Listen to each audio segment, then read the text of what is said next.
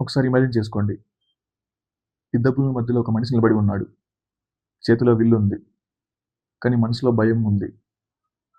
ఏది కరెక్టో, ఏది రాంగో, ఏం చేయాలో అర్థం కావడం లేదు. అతనికి బయట యుద్ధం కంటే లోపల యుద్ధం ఎక్కువగా జరుగుతుంది. ఆ మనిషి అర్జునుడు. ఆ సమయంలో చెప్పబడిన మాటలే భగవద్గీత. కానీ నిజంగా చూస్తే అర్జునుడు ఒక్కరే కాదు, ఈరోజు మనం కూడా అదే పరిస్థితిలో ఉన్నాం. ఇప్పటి మనిషి జీవితాన్ని చూడండి. మార్నింగ్ లేచిన దగ్గర నుంచి మైండ్ పరిగెడుతూనే ఉంటుంది. కెరియర్ టెన్షన్, మనీ గురించి భయం, ఫ్యూచర్ గురించి కన్ఫ్యూజన్. ఫోన్ చేతిలోనే ఉంటుంది. ఇన్ఫర్మేషన్ చాలా ఉంటుంది, కానీ ప్రశాంతత మాత్రం ఉండదు. ఎందుకంటే మనిషి బయట ప్రపంచాన్ని కంట్రోల్ చేయాలని అనుకుంటున్నాడు, కానీ తన మనసును మాత్రం అర్థం చేసుకోలేకపోతున్నాడు. భగవద్గీతలో కృష్ణుడు అర్జునుడికి మొదట చెప్పింది ఏమిటో తెలుసా? నీ మనసును అర్థం చేసుకో అని. ఎందుకంటే మనిషి ఎక్కువగా బాధ పెట్టేది బయట పరిస్థితులు కాదు, లోపల ఉన్న భయం.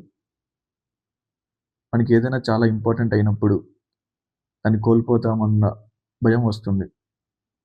అక్కడి నుంచి బాధ మొదలవుతుంది.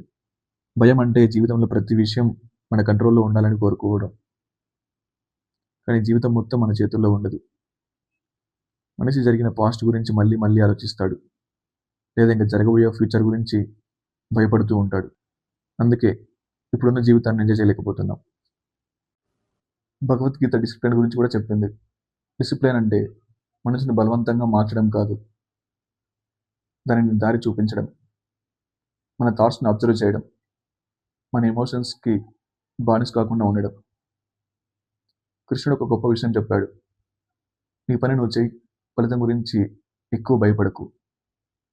ఎందుకంటే మనిషి యాక్షన్ కన్నా రిజల్ట్స్ గురించి ఎక్కువ ఆలోచిస్తూ ఉంటాడు. భగవద్గీత మనకి ఫ్రీడమ్ గురించి కూడా చెప్పింది.